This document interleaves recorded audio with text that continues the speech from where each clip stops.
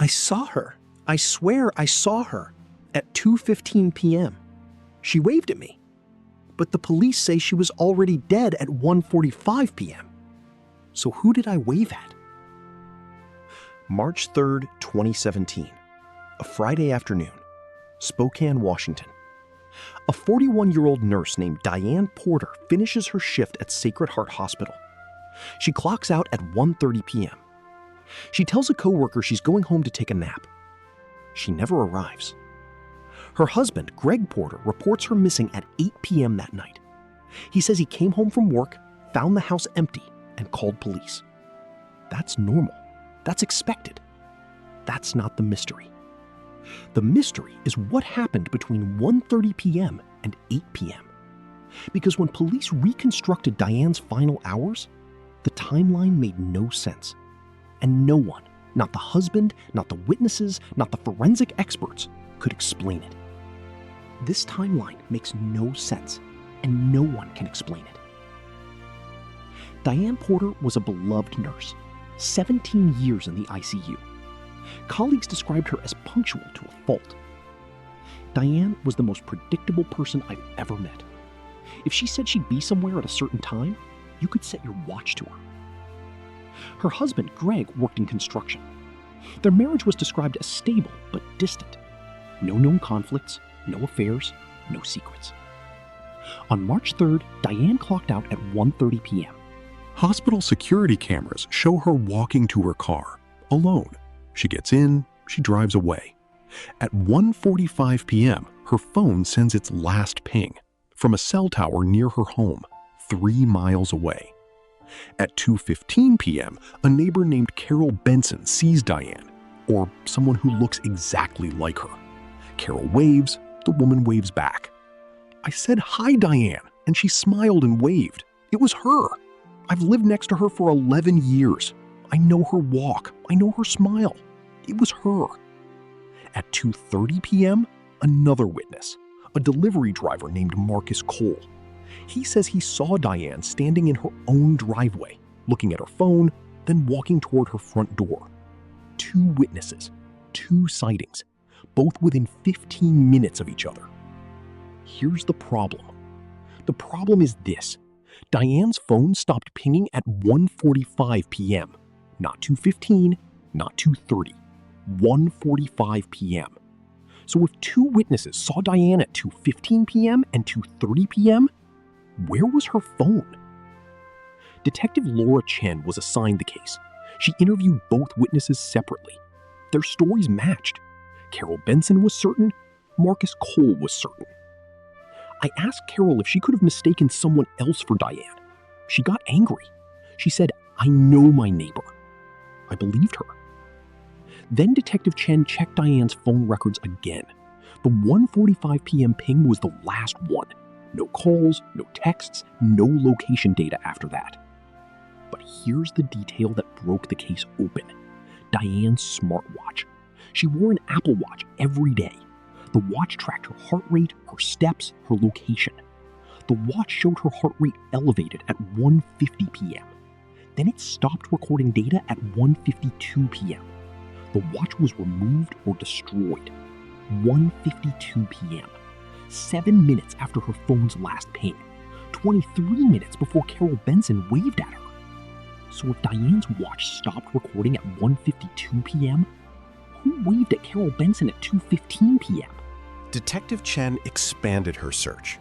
She pulled security footage from every house on Diane Street. 7 cameras, 7 different angles. Here's what the footage showed.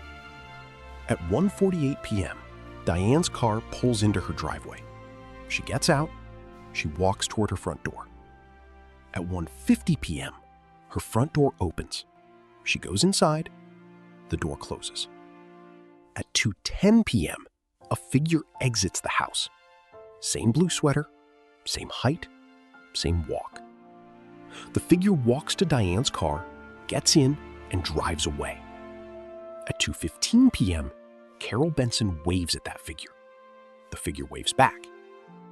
At 2:30 p.m., Marcus Cole sees that figure standing in the driveway, looking at a phone. But here's the problem. The figure's face is never visible. Every camera catches the same angle. The back of the head, a baseball cap pulled low, sunglasses. Diane did not own a baseball cap. She did not own those sunglasses. Someone left that house wearing Diane's clothes. Someone drove her car.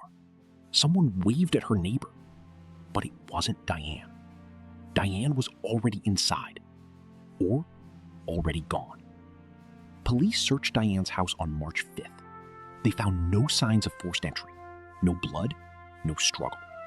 But they found something strange. Diane's bed was made. Her pajamas were folded on the pillow. A glass of water on the nightstand. Like someone had prepared for bed, but never slept. And on the kitchen counter, a second phone. Not Diane's. A cheap prepaid burner phone. Wiped clean. No fingerprints.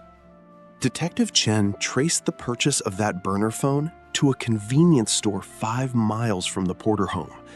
The purchase was made at 1:15 p.m. on March 3rd, 15 minutes before Diane clocked out of work.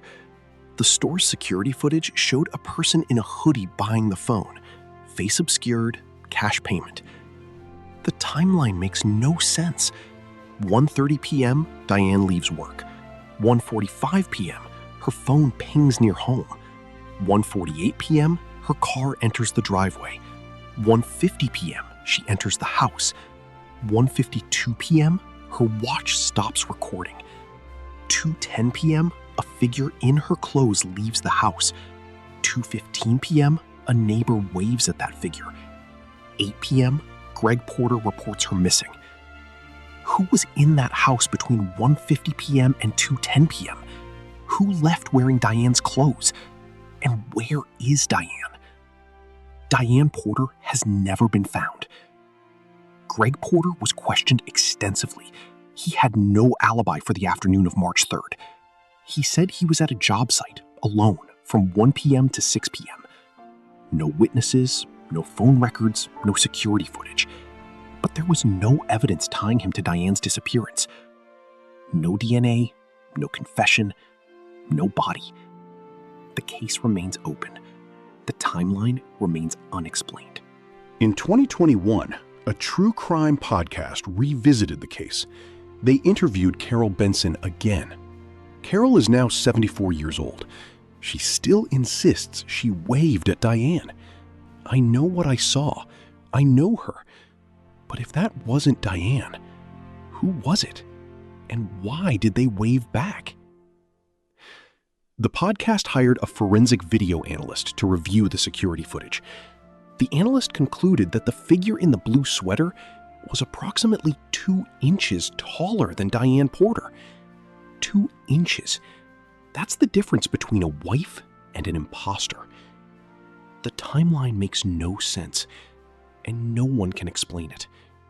But someone knows. Someone waved back. If you have any information about the disappearance of Diane Porter, contact the Spokane Police Department. I'm your host. Thank you for watching. And remember, the most dangerous gaps in a timeline are the ones that look normal.